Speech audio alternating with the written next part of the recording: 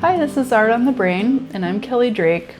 And today I want to show you how you can finish your watercolor and then use a fixative and some mediums and varnish to create a surface that you can frame without glass or that you can use in a collage. And first I'm going to use this spray fixative. These are the two that I really like best, Lascaux and Daler Rowney. And though they're a little more expensive than some fixatives, I really stand by them because, first of all, they don't change the color of your work very much, if at all. And they also create a great waterproof surface over which you can paint or you can add other mediums or varnish.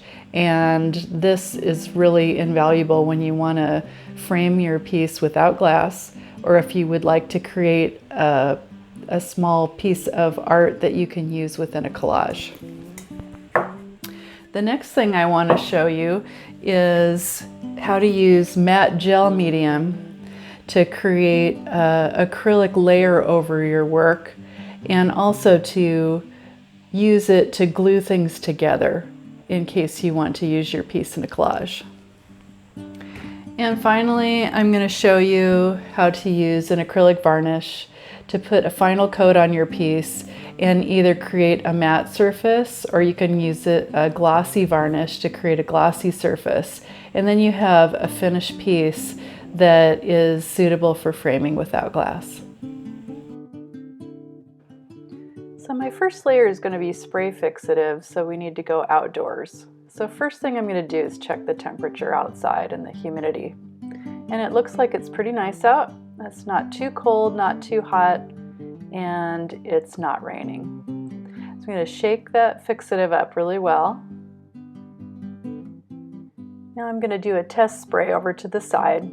And since it's coming out well, I'm not going to release the button, and I'm going to basically fog the entire painting. And now what I like to do is set a timer for 8 to 10 minutes in between layers so that I don't forget that my art piece is sitting outside. So my 8 minutes are up and I'm outside again. I turn my art to the side so that I will spray in a little bit different direction now. And you might notice my really ugly spray box that I have here. It's just an old box with edges that come out, and a lot of times I can bring those edges up and protect if there's a little bit of breeze out.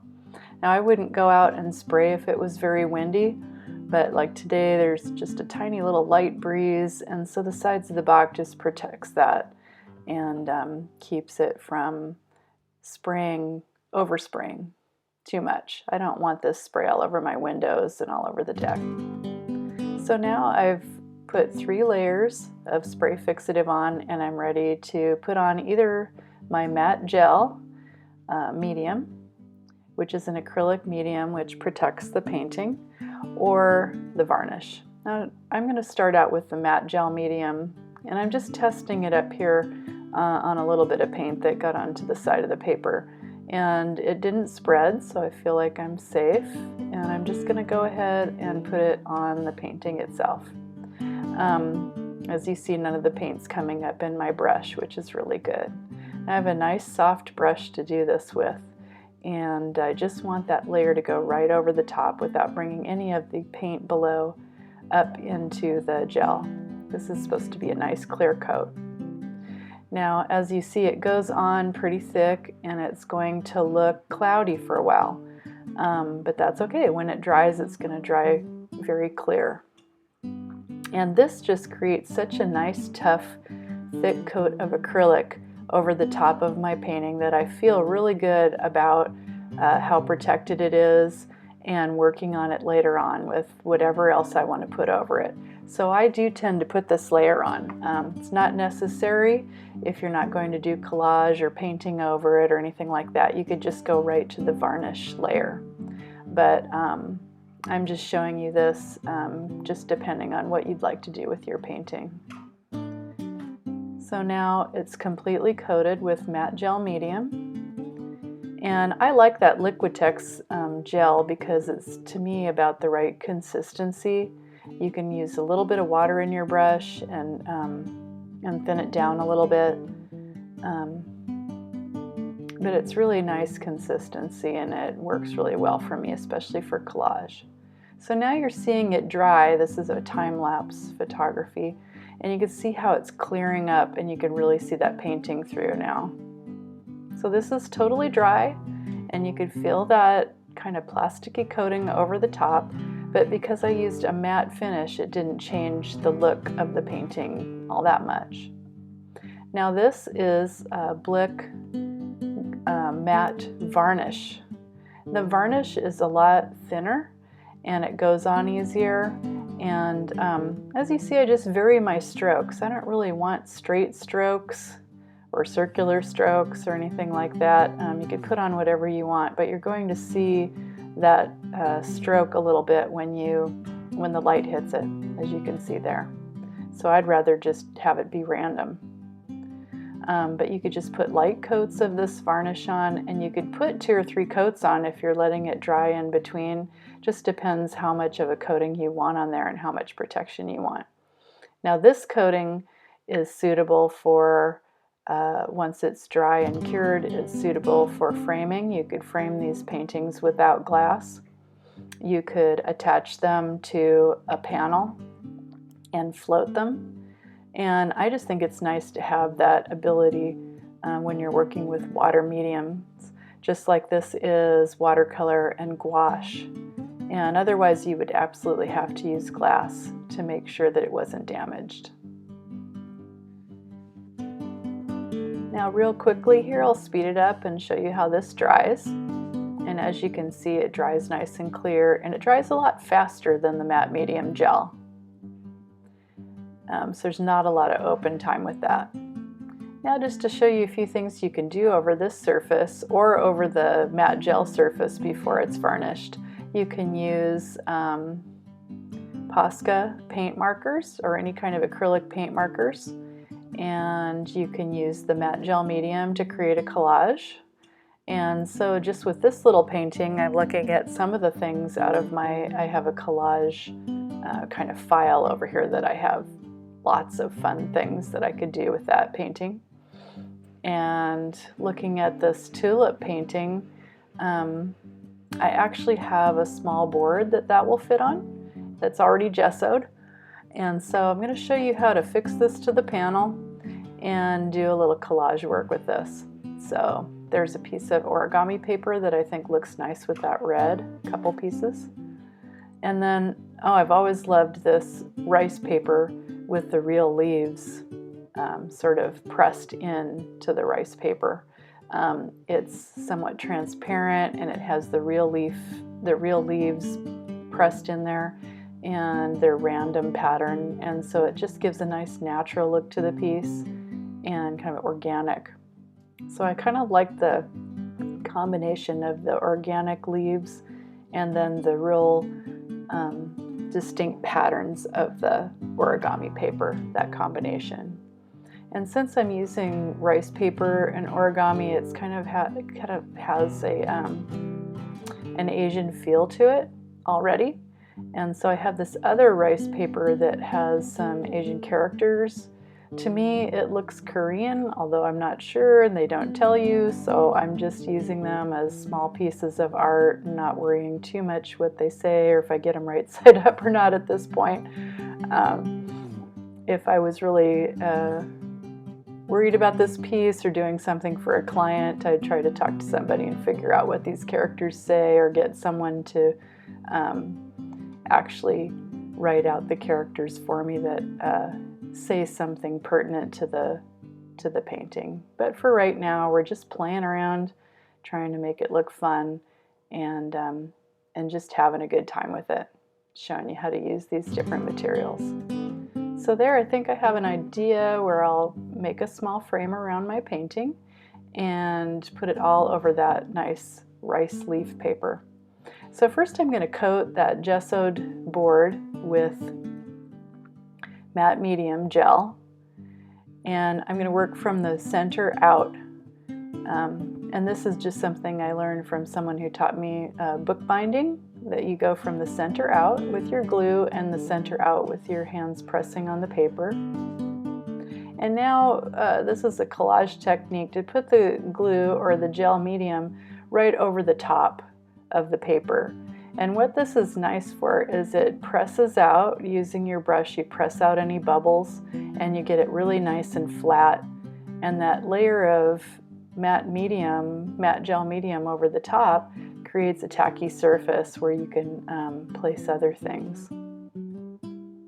So now while that is drying a little bit, I'm going to go ahead and make my little frame around my painting.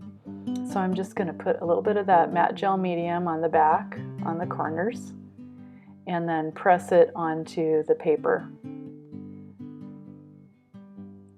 And as you can see, it's pretty simple to make a frame, or it almost looks like a little mat. And get it to match up with the other pieces, because the matte gel medium stays wet for quite a while. It doesn't dry real fast. You can even pull that piece up that I just pulled up, and you can work with it for a little while. It has more open time, and so you have some time to kind of mess around with this and move things around and make sure you get it the way you want. And now this is still tacky. The matte gel medium that I put over the top of the leaf pattern. So I can kind of place it and replace it and see where I want it. Now I'm just putting a layer of that matte gel medium on the back of my framed painting, and from the center out, rubbing it down so that it adheres real well. And this is pretty thick at this point because it's watercolor paper along with that little frame, and so I'm not going to get any bubbles or anything. That's only with like thin paper, magazine clippings especially, and rice paper a little bit. You have to worry about that. So I put a coat of the matte gel medium over the top of everything again. Now this is going to give me a nice tacky surface in which to place other things and just check them out and see how they look. So here's my little Asian characters that I chose. Not sure if these are Korean or Chinese or whatever they are. If you'd like to give me a comment below and let me know, that would be great. Just right now playing with them as small pieces of art. Then I have a piece of the origami paper that matches the frame there. And I thought I'd just break up that frame a little bit so it's not so perfectly... I always want to mess it up when it gets too perfectly symmetrical, and so here, even though I have a balance here with the little piece on the top and the bottom, it's not going to be all perfectly symmetrical where everything is centered and perfect. In fact, I didn't cut those pieces even remotely perfect and straight. I chose to use my scissors instead of my X-Acto knife, just to make sure that this looks like it's handmade. I want that handmade look. And as you can see here, I have this little bumblebee. This is still tacky from when I put a layer of gel medium over everything.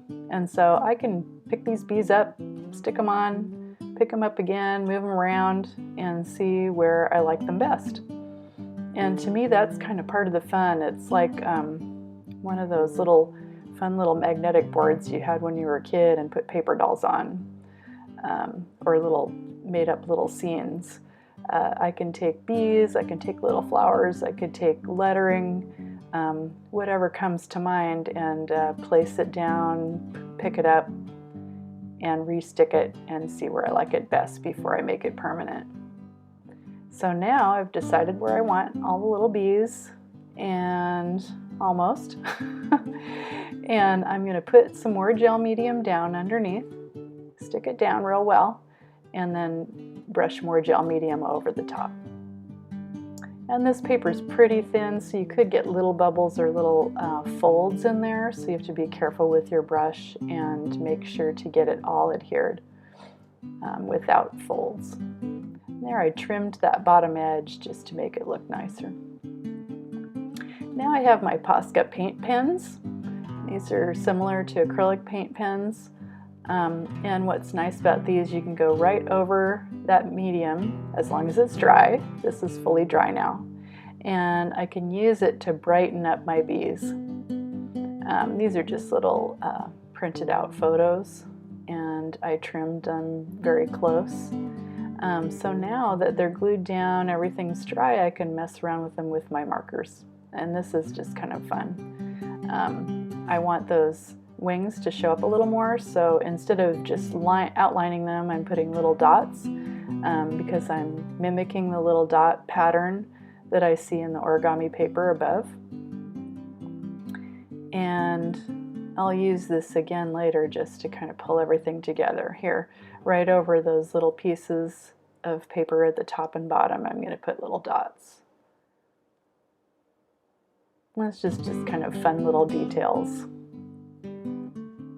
And again, it makes it look a little more handmade and like there was a little more thought to it. This is one of my water-soluble pencils in ochre, and just adding some yellow gold color to those little wings to make them stand out a little more and also make them go nicely with that gold color in the tulip. And I'm going to do the same thing and kind of outline a little bit, like a nice soft outline around those characters. These are all subtle little things that you do just to pull everything together and give it a little more depth and texture. Now this is one of my favorite things. This is a graphite pencil that's water soluble as well. And this is so nice and soft that you can really shade well with it. So I'm going to add a little more depth by shading around this painting. And there's a couple of these pencils that work really well. One is a General's water-soluble pencil. Another one is this one, which is Faber-Castell. And just if you go to any art store, ask them for a water-soluble graphite pencil, they'll be able to tell you there's several brands that do it. And what's nice about it is, just like the watercolor pencils, you can shade and you can draw and do all sorts of things with the pencil. And then you can go in afterwards with a little wet brush and just use it as if it's paint. So here with this water-soluble graphite, just softening the edges.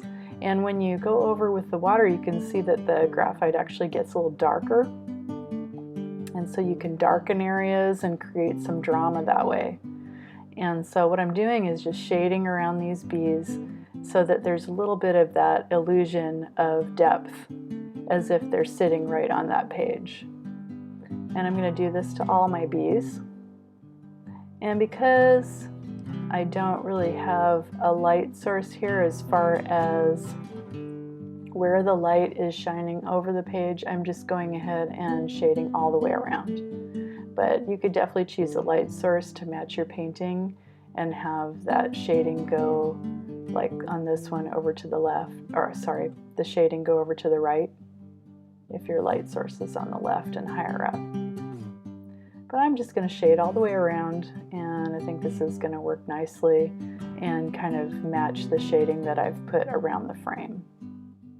Now this is just a little watercolor brush with some water in it, not too much water, and just kind of starting in close to the bee and spreading it out so that I have a gradation going out. And then I wash it off, put some more clear water in, and kind of lighten it on the outside. Now that this is dried, I'm going to spray more spray fixative on it, a couple layers there.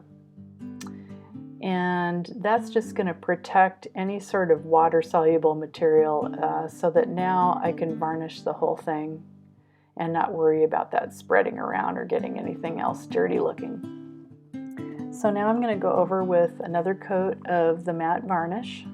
This is an acrylic varnish, and Golden makes this, and this is a Blick brand. Either one works well. And then if you let that dry in between, and then you can put on another coat. And you can really just put on several coats if you want to, just depending on how well you want this protected. And to me, it always looks like the more coats you put on, the little bit more gloss you get, even with the matte. And so it'll get a little shinier. You can also mix this with some gloss varnish and get the right amount of gloss format that you want. Now, thank you so much for joining me today. I hope that you learned something about how to use fixative and medium and varnish on your paintings, and lots of different ways that you can use your watercolor paintings once they're done. And now don't forget to subscribe if you'd like to see more videos like this, and stop by and check out my webpage, my Facebook page, or take a look at my Instagram account if you'd like to learn more about me, my art, and my children's book illustrations.